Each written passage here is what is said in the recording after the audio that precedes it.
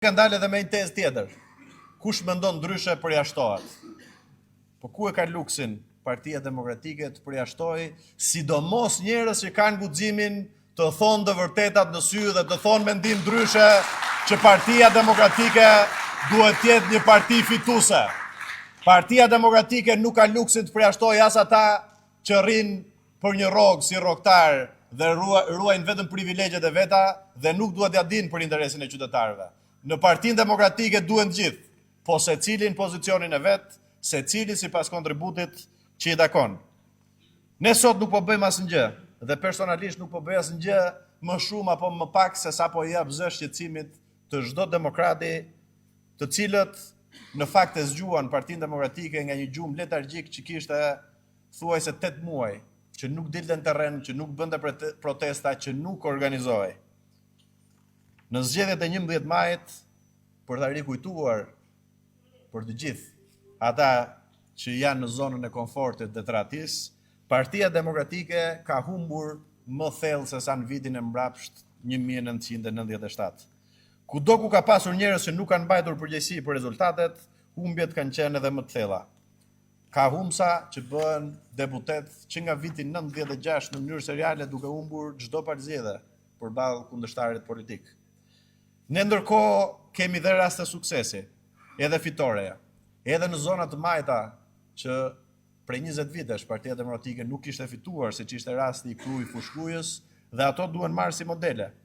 Pa kemi folur në njërin e për këto, për t'i marrë si shembuj, për t'i promovuar, për t'i zgjedhur se si janë fitues ata, ashtu të zgjedhim edhe në zonat e tjera.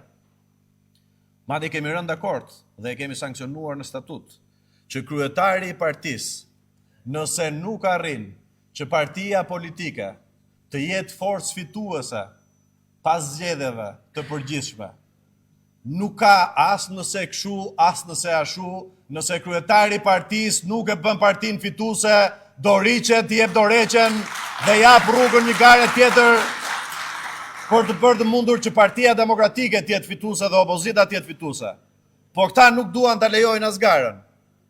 Përse isha unë për leadershipin e Partisë Demokratike hero deri para 3 muajsh dhe përse sot që them të vërteta dhe nuk pranoj të bëm pjesë e klubit të humbsave, por dua të mbroj interesin e demokratëve për ta bërë Partinë Demokratike fituese që nga problematiku që takimet i organizon krimi. Po cili krim? Demokratët janë kriminalë që kërkojnë që Partia Demokratike të jetë fituese, se po kërkojnë përgjegjësi, se po kërkojmë garë, si do ngrihet kjo parti pa garë reale për leadershipin? Kush janë normat tona? Mbi cilat parime ndërtohet sot Partia Demokratike? Demokratët duan garë, duan ndeshmëri dhe pa diskutim që cili do prej njerëzve që e ka vendosur në Partinë Demokratike karrierën mbi shpatullat e veta kërkon garë të ndershme.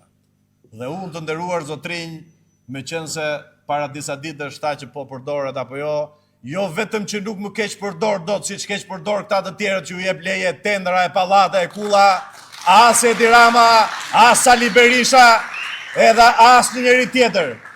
Unë them atë që mendoj, atë që është më e mira për demokratët, atë që demokratët tanë në mban Shqipërisë po e kërkojnë prej vitesh, që Partia Demokratike të jetë fituese, fituese, fituese. Sepse nëse kundërshtarin e zgjedh, po e pyes drejt për drejt doktorin, me kë do të kandidosh në prill, doktor? Me veten. Sepse vetëm konkurenca e sjell para një parti politike, e bën atë të jetë dhe të mbaj përgjegjësi para demokratëve dhe para shoqërisë dhe e bën të detyrueshme për secilin prej funksionarëve të partisë që ta vendosi të gjithë fokusin e vetë dhe energjinë e vetë tek interesi i qytetarëve dhe jo tek interesa personal. Çfarë është kjo papërgjegjshmëri para demokratëve dhe para shqiptarëve? Njerëzit duan ndryshimin, ndërsa leadershipi i mban zvarr me revolucione imagjinare dhe me qeveri imagjinare.